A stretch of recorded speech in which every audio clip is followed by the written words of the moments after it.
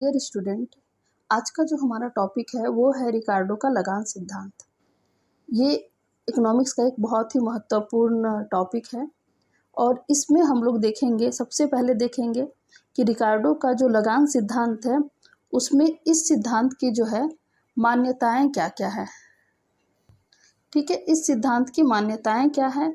इसके अलावा देखेंगे कि इस सिद्धांत की उत्पत्ति जो है वो कैसे हुई है, यानी लगान की जो उत्पत्ति है वो कैसे हुई है। और इस सिद्धांत में रिकार्डो जो है वो किसके बारे में बात करते हैं। तो रिकार्डो जो है वो बात करते हैं विस्तृत खेती के बारे में और गहन खेती के बारे में। रिकार्डो बात करते हैं विस्तृत खेती के बारे में और गहन खेती के बारे में। इसके अलावे इसमें हम लोग जो है रेखा चित्र के माध्यम से भी इसको हम लोग समझने का प्रयास करेंगे और अंत में देखेंगे रिकार्डो के सिद्धांत की आलोचनाएं जो हैं वो क्या है, यानी इसकी आलोचनाएं किस प्रकार की गई हैं। तो चलिए शुरू करते हैं रिकार्डो का लगान सिद्धांत। तो इसमें हम देखेंगे कि इंग्लैंड निवासी डेविड रिकार्डो ने 19वीं शताब्दी के प्रतिभाशाली अर्थशास्त्री थे, ठीक है, जिन्होंने एक व्यवस्थित लगान सिद्धांत की स्थापना की। तो लगान सिद्धांत की स्थापना जो है वो किसने की थी? डेविड रिकार्डो जो है वो लगान सिद्धांत की स्थापना की थी। रिकार्डो के अनुसार लगान भूमि की कुल उपज का वह भाग है जो भूमिपति को भूमि की मूल और अविनाशी शक्तियों के प्रयोग के बदले प्राप्त होता है। इसको इस तरह से समझते हैं कि जैसे अगर कोई भूमिपति है, यानी किसी के पास भूमि है और वो अपना भूमि जो है वो किसी किसान को खेती करने के लिए देता है, तो उस भूमि पर जो वो खेती करता है तो इसके बदले वो भूमिपति को जो है, यानी कि जो भूमि के मालिक हैं, उसको जो है वो उसके बदले कुछ अनाज या फिर कुछ रुपये पैसे जो है वो उसको देंगे। तो वो जो अतिरिक्त चीज़ जो भूमि मालिक को प्राप्त होती है उसी को लगान कहते हैं। अब देखते हैं इस सिद्धांत की मान्यताएं क्या है। तो रिकार्डो का लगान सिद्धांत जो है वो निम्नलिखित मान्यताओं पर आधारित है। पहला है अर्थव्यवस्था में पूर्ण प्रतियोगिता होती है। दूसरा है भूमि की पूर्ति जो है वो सीमित है। ठीक है, पहला है अर्थव्यवस्था में क्या होती है? पूर्ण प्रतियोगिता होती है। दूसरा, भूमि की पूर्ति क्या होती है? सीमित होती है, यानी भूमि जो है वो ऐसा नहीं है कि बहुत ज़्यादा है, भूमि क्या है, एक मतलब लिमिट में है। तीसरा है घटते प्रतिफल का नियम जो है लागू होता है। और चौथा है लगान केवल भूमि से ही प्राप्त होती है। लगान जो है वो किससे प्राप्त होती है? केवल भूमि से प्राप्त होती है। और पांचवा है कृषि जो है वो ऐतिहासिक क्रम से की जाती है, यानी कृषि का जो कार्य है वो ऐतिहासिक क्रम यानी सिलसिलेवार ढंग से जो है वो की जाती है। अर्थात क्या है, पहले अच्छी भूमि और फिर उससे कम उपजाऊ भूमि और इसी क्रम से उससे कम उपजाऊ भूमि में जो है की जाती है। यानी कृषि किस प्रकार से की जाती है? जो सबसे पहले जो सबसे ज़्यादा उपजाऊ भूमि है पहले उस पर की जाएगी, फिर जो उससे कम है उस पर की जाएगी और अंत में जो है सबसे कम उपजाऊ भूमि है उस पर की जाएगी। तीसरा क्या है, लगान जो है वो दीर्घकाल में प्राप्त होता है। ठीक है, लगान ऐसा नहीं है कि तुरंत लगान भूमि किसी को दे दिया और तुरंत लगान प्राप्त हो गया, वैसा नहीं होता है। लगान जो है वो दीर्घकाल में प्राप्त होता है। श्रम और पूंजी एक एकल साधन है। रिकार्डो जो है वो श्रम और पूंजी को क्या मानते हैं? एक ही मानते हैं। ठीक है, नेक्स्ट है लगान कीमत निर्धारित है। लगान क्या है? कीमत निर्धारित है। अब देखते हैं लगान की जो है वो उत्पत्ति कैसे होती है। ठीक है, तो इसमें देखेंगे कि मान लीजिए कि किसी देश में, ठीक है, जहाँ केवल गेहूं की उपज होती है, जहाँ केवल गेहूं की उपज या फिर कोई भी अनाज है उसकी उपज होती है, समृद्ध और उपजाऊ भूमि की बहुयात है। यानी कि अगर कोई ऐसा देश है जहाँ पे सिर्फ गेहूं का उपज होता है और वहाँ की जो मिट्टी है वो समृद्ध है, यानी बहुत ही उपजाऊ मिट्टी है। ठीक है, जब तक यह श्रेष्ठतम श्रेणी यानी ए श्रेणी, तो इसको जो है इस भूमि को जो बहु उपजाऊ भूमि है उसको ए श्रेणी की भूमि मान लिया जाता है। तो उपलब्ध रहेगी तब तक कोई लगान उत्पन्न नहीं होगा। ठीक है, अब क्या होगा, जनसंख्या में वृद्धि गेहूं की मांग को और कीमत को भी बढ़ा देगी और यह आवश्यक हो जाएगा कि घटिया प्रकार की बी श्रेणी की भूमि पर, यानी कि जो उससे कम उपजाऊ भूमि है, यानी ए श्रेणी भूमि कैसी हो गई, जिसमें बहुत ज़्यादा जो है ये उपजाऊ भूमि हो गई, ये हो गई ए श्रेणी भूमि। और एक बी श्रेणी भूमि जो है वो क्या हो गया, उससे कम उपजाऊ भूमि हो गई। ठीक है, लेकिन ये कब होगा, बी श्रेणी की भूमि पर कब खेती की जाएगी, जब जनसंख्या में वृद्धि होगी। ठीक है, जब जनसंख्या में वृद्धि होगी और गेहूं की मांग जो है वो बढ़ेगा और कीमत जो है वो भी बढ़ेगी, तब क्या होगा, जो बी श्रेणी की भूमि है यानी जो उससे कम उपजाऊ भूमि है उस पर खेती होगी। अब ए श्रेणी की भूमि पर लगान उत्पन्न हो जाएगा। ठीक है, अभी यहाँ पे ध्यान देंगे कि ये ए श्रेणी की जो भूमि है अब इस पे लगान उत्पन्न हो जाएगा। देखिए, पहले जब ए श्रेणी की भूमि पर खेती हो रही थी तब लगान उत्पन्न नहीं हो रहा था, क्योंकि खेती जो है सिर्फ ए श्रेणी की भूमि पर हो रही थी, यानी अच्छी क्वालिटी की जो जमीन थी उस पर जो है उपज हो रहा था। ठीक है, तो उस पर कोई भी लगान नहीं होगा। लेकिन जैसे ही जनसंख्या बढ़ गया और गेहूं की मांग में वृद्धि हो गई, कीमत में वृद्धि हो गई, तो फिर क्या होगा, जो किसान है वो बी श्रेणी की भूमि पर क्या करेंगे, खेती करेंगे। अब वो जैसे ही बी श्रेणी की भूमि पर खेती करते हैं तब क्या होगा, ये ए श्रेणी की भूमि पर जो है वो लगान उत्पन्न हो जाएगा। ठीक है, कैसे लगान उत्पन्न होगा, जब जनसंख्या में वृद्धि होगी और उसके बाद फिर सी श्रेणी की भी भूमि पर जो है इसी प्रकार जो है खेती होने लगेगा। अंत में जोती जाने वाली सी श्रेणी की भूमि पर कोई लगान उत्पन्न नहीं होगा। तो इसमें हम लोग देखते हैं कि लगान की जो उत्पत्ति होती है वो कैसे होती है। तो रिकॉर्डों के अनुसार 3 तरह की भूमि की श्रेणी है। पहला है ए श्रेणी, जिस पे कोई लगान उत्पन्न नहीं होता है। ठीक है, फिर ये बी श्रेणी की भूमि आएगी, जैसे ही जनसंख्या बढ़ा और गेहूं की मांग में वृद्धि हुई, कीमत में वृद्धि हुई, ये बी श्रेणी की भूमि में जैसे ही खेती होने लगी तो ये ए श्रेणी की भूमि पे जो है ये लगान जो है वो हो जाएगा। कैसे होगा, क्योंकि जो ए श्रेणी की भूमि है इस पे उपज क्या होगा, ज़्यादा होगा। मान लीजिए इसमें 25 क्विंटल गेहूं की उपज हो रही है, उसी प्रकार जब बी श्रेणी की भूमि पर खेती होगी तो क्या होगा, 20 क्विंटल गेहूं का उपज होगा। तो ये 5 क्विंटल जो बच गया ये क्या हो गया, इसको अधिक मिला, तो ये 5 क्विंटल यानी कि जो अधिक मिला इसको ए श्रेणी को, ये हो गया लगान। इसी प्रकार जब सी श्रेणी की भूमि पर खेती होगी, जब सी श्रेणी एकदम निम्न क्वालिटी की जो है ये भूमि हो गई, तो इस पे जब खेती होगा तो इस पे कोई लगान नहीं होगा। तो अगर इस पे 20 क्विंटल हो रहा है, ए पे 25 क्विंटल, इस पे बी पे 20 क्विंटल और सी पर मान लीजिए 15 क्विंटल हो रहा है। ठीक है, तो बी को इससे कितना हो जाएगा, 5 क्विंटल, यानी कि 5 क्विंटल इसको फ़ायदा हो जाएगा, तो 5 क्विंटल लगान इसको हो गया और 10 क्विंटल लगान इसको हो गया। तो इस प्रकार जो है रिकॉर्डों के अनुसार लगान की उत्पत्ति होती है। यानी इस लगान रहित या सीमांत भूमि यानी कि जो सी श्रेणी की भूमि है उसकी उपज को छोड़कर उससे अन्य श्रेणियों की भूमि की उपज जितनी अधिक होती है वह उनका लगान होता है। ठीक है, इस प्रकार रिकॉर्डों के अर्थ में लगान जो है वो क्या है, वो है भेदक आधिक्य है, जो कि श्रेष्ठ और सीमांत भूमि की उपज का क्या होता है, अंतर होता है। यानी श्रेष्ठ भूमि हो गया ए बी और सीमांत भूमि की उपज क्या हो गया सी, इसी का क्या है, ये अंतर है। लगान जो है वो श्रेष्ठ और सीमांत भूमि की उपज का क्या होता है, अंतर होता है। रिकार्डो जो है वो अपने लगान के सिद्धांत में 2 प्रकार की खेती की चर्चा करते हैं, एक है विस्तृत खेती और एक गहन खेती। तो विस्तृत खेती जो है वो क्या है, तो विस्तृत खेती जो है इसके अंतर्गत लगान की उत्पत्ति के उदाहरण के लिए, ठीक है। इसमें देखिए क्या है कि मान लीजिए कि श्रम और पूंजी की वही समान मात्राएं ए श्रेणी की भूमि पर 25 क्विंटल,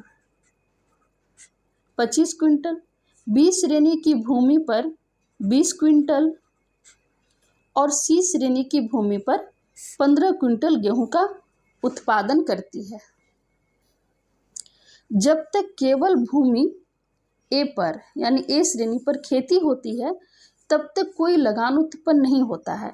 जब भूमि जो है वो बी की खेती में लाया जाता है तो भूमि ए के किसान को 5 क्विंटल गेहूं लगान प्राप्त होता है और जब भूमि सी पर खेती होती है तो बी पर कितना हो गया 5 क्विंटल, ठीक है, और ए पर 10 क्विंटल जो है ये लगान उत्पन्न होगा, ठीक है। जबकि सी जो है सी वो लगान रहित भूमि बन जाती है।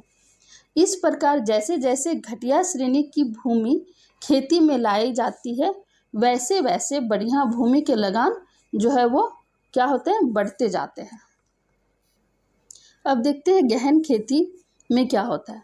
तो गहन खेती के भी विषय में भूमि के उसी टुकड़े पर, ठीक है, श्रम और पूंजी की उत्तरोत्तर मात्राएं जो है लगाने से एक बिंदु के बाद क्या होता है, अनुपात से कम प्रतिफल प्राप्त होते हैं, ठीक है। जब तक श्रम और पूंजी के अंतिम मात्रा से उपज जो है वो उसकी कीमत के बराबर नहीं हो जाती है। उदाहरण के लिए फॉर एग्जाम्पल देखते हैं, यदि श्रम और पूंजी की पहली मात्रा से 25 क्विंटल, दूसरी मात्रा से 20 क्विंटल और तीसरी से 15 क्विंटल उपज होती है तो प्रत्येक अवस्था में लगान कैसे होगा, 10, 5 और 0, यानी ए को 10 क्विंटल जो है वो फ़ायदा होगा, बी को 5 क्विंटल फ़ायदा होगा और सी को क्या होगा, उसको कोई फ़ायदा नहीं होगा, यानी कि 0 रहेगा। अब इस तरह से जो है रिकार्डो के लगान सिद्धांत को जो है रेखा चित्र के माध्यम से भी समझने का प्रयास करते हैं। तो देखिए ये जो रेखा चित्र बना हुआ है ये श्रेणी ए है, ठीक है, यानी इस रेखा चित्र के माध्यम से ये समझा जाता है कि इस पर जो है उपज क्या होगी, अधिक होगी, ठीक है। उसी प्रकार ये जो है ये रेखा चित्र यानी कि श्रेणी बी, इस पर क्या है, श्रेणी बी में उससे कम होगा, यानी श्रेणी ए से जो है इसमें उत्पत्ति जो है यानी वस्तुओं का जो उत्पादन है वो क्या होगा, कम होगा। इसी प्रकार अभी देखते हैं श्रेणी सी, जैसे कि रेखा चित्र के माध्यम से ही स्पष्ट है कि श्रेणी सी में क्या होगा, लगान जो है वो बिल्कुल नहीं होगा, यानी कि उत्पादन इसमें सबसे कम होगा और ये लगान रहित होगा। तो इस प्रकार लागत और कीमतों के रूप में समस्त विश्लेषण की व्याख्या जो है इस चित्र की सहायता से की गई है। तो इसमें जहां गेहूं की मात्राओं को OX और लागतों तथा कीमतों को जो है वो क्या नापता है, OY मापता है। AC और MC जो है वो क्रमशः औसत और सीमांत लागत वक्र हैं। शुरू में हम मान लेते हैं कि ए श्रेणी भूमि की खेती होती है। गेहूं की पूर्ति तथा मांग की स्थितियां जो है वो ओपी कीमत निर्धारित करती है, क्योंकि उत्पादन की OA मात्रा वर्तमान कीमत पर OP पर केवल लागतों को ही पूरा कर पाती है। यानी कि मान लीजिए कि आबादी बढ़ने और भूमि के घटते प्रतिफल का नियम जो है वो लागू होने से गेहूं की मांग क्या होती है, बढ़ जाती है, ठीक है, और उसकी कीमत में बढ़कर जो है वो OP1 पर चली जाती है। जब आप चित्र को देखेंगे और इसको चित्र को बनाकर जब आप इसको देखेंगे तो सारी चीज़ें स्पष्ट हो जाएगी। बढ़ी हुई मांग को पूरा करने के लिए भूमि के इस टुकड़े की गहन खेती में श्रम और पूंजी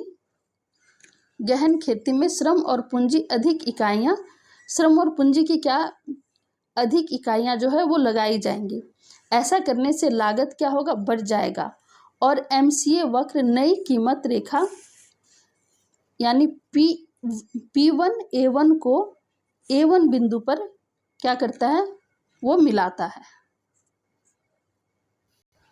लगान जो है चूंकि कीमत और औसत लागत का अंतर है, लगान क्या है, कीमत और औसत लागत का अंतर है, इसलिए इस भूमि को प्रति इकाई A1E1 जो है लगान प्राप्त होने लगता है। इसे कुल उत्पादन पर गुणा कर देने पर हमें A1, E1, D1, P1 क्षेत्र के बराबर कुल लगान प्राप्त होता है। यदि जनसंख्या में और वृद्धि होने के साथ कीमत जो है वो OP2 पर चली जाती है और अधिक गहनता से खेती करनी पड़ेगी और गेहूं का कुल उत्पादन बढ़कर क्या हो जाएगा, OA2 हो जाएगा।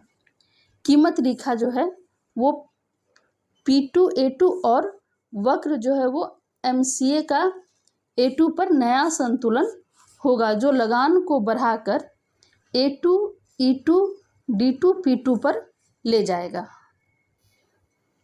अब देखिए विस्तृत खेती के अंतर्गत जो है, विस्तृत खेती के अंतर्गत लगान जो है वो कैसे उत्पन्न होता है, इसे भी चित्र 1 में दिखाया गया है। ठीक है, चित्र 1 में विस्तृत खेती के बारे में चित्र 1 में दिखाया गया है, जहाँ पे MCA तथा ACA वक्र भूमि A के अनुरूप MCB तथा ACB वक्र भूमि B के और MCC तथा ACC भूमि जो है वो C के अनुरूप है। शुरू में जो है वो A श्रेणी की भूमि पर क्या होती है, खेती होती है, परंतु इसे OP कीमत पर कोई लगान जो है वो प्राप्त नहीं होता है, क्योंकि इस कीमत पर वह केवल अपनी लागत ही पूरी कर पाती है। अब P बराबर MCA बराबर ACA जब जनसंख्या में वृद्धि होती है और उसके परिणाम स्वरूप मांग बढ़ने से कीमत भी बढ़कर OP1 पर चली जाती है, तो B श्रेणी की भूमि की जुताई जो है वो क्या हो जाती है, आवश्यक हो जाती है। अब B श्रेणी की भूमि सीमांत भूमि बन जाती है। ठीक है, B श्रेणी की भूमि जो है वो सीमांत भूमि बन जाती है। सीमांत भूमि क्या होती है, वो भूमि जिस पर कोई लगान उत्पन्न नहीं होता है। ठीक है, जो केवल OP1 बराबर BB कीमत को ही पूरा कर पाती है। अब चित्र B से A श्रेणी की भूमि अंतः सीमांत भूमि बन जाती है। अब A श्रेणी की भूमि जो है वो अंतः सीमांत भूमि बन जाती है, मतलब क्या हो गया, अब A श्रेणी की भूमि पर जो है वो लगान प्राप्त होने लगा। ठीक है, और A1, E1, D1, P1 के बराबर जो है वो लगान प्राप्त करना शुरू कर देती है। यानी A श्रेणी की भूमि जो है अब लगान प्राप्त करना शुरू कर देती है। क्यों? क्योंकि अब B श्रेणी की भूमि पर जो है खेती यानी कि उत्पादन जो है वो शुरू हो जाता है। जब जनसंख्या में और वृद्धि होती है, उसके परिणाम स्वरूप कीमत जो है वो बढ़कर OP2 पर चली जाती है, तो गेहूं की बढ़ी हुई मांग को पूरा करने के लिए अब जो है किस पे खेती होगी, C श्रेणी की भूमि पर भी खेती की जाती है। अब यह भूमि लगान रहित या सीमांत भूमि बन जाती है। ठीक है, अब C श्रेणी की जो ये भूमि है वो क्या हो गया, वो ये भूमि हो गया लगान रहित या सीमांत भूमि। यानी सीमांत भूमि मतलब कौन सी भूमि, जिस पर कोई लगान उत्पन्न नहीं होता है। ठीक है, अब जब C श्रेणी की भूमि पर खेती होने लगी तो B श्रेणी की जो है भूमि वो क्या हो गया, वो भी अंतः सीमांत भूमि हो गई।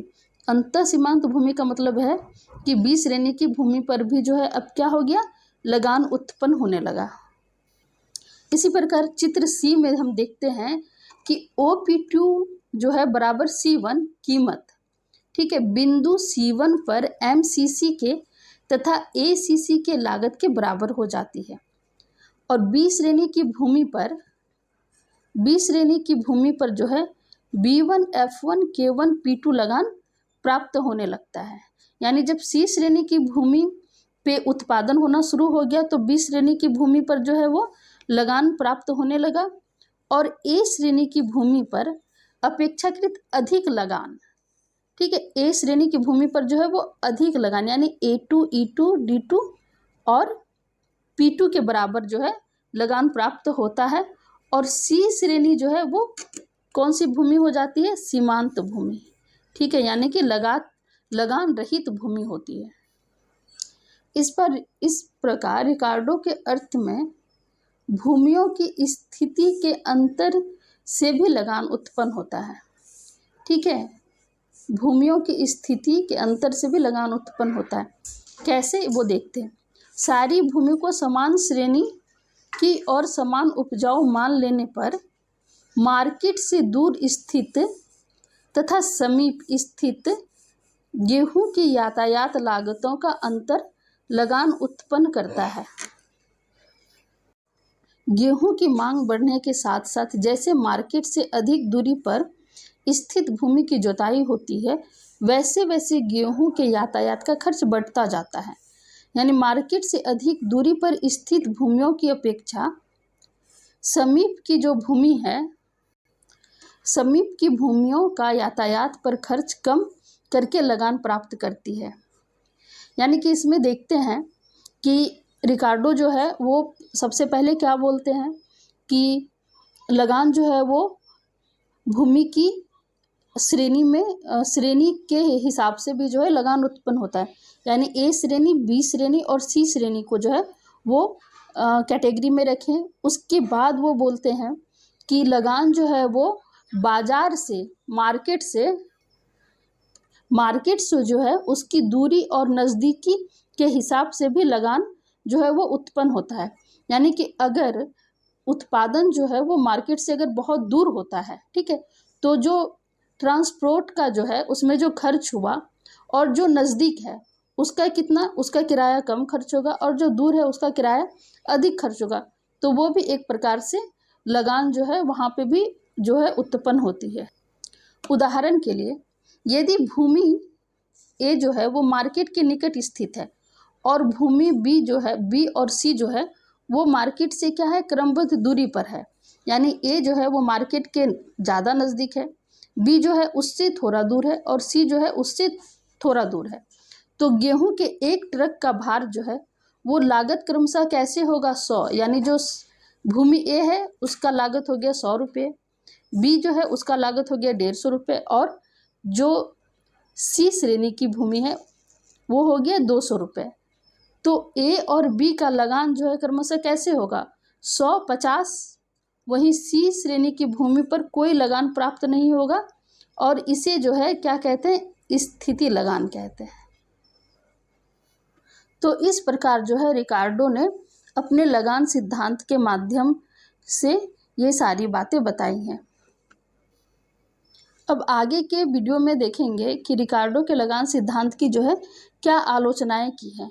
तो अभी के लिए इतना ही, और अगर ये जो है इसको लिख सकते हैं आप लोग और एक नोट्स बना सकते हैं। उम्मीद है ये आप लोगों को समझ में भी आ गया होगा। तो अभी के लिए इतना ही, फिर नेक्स्ट वीडियो में मिलते हैं। Thank you.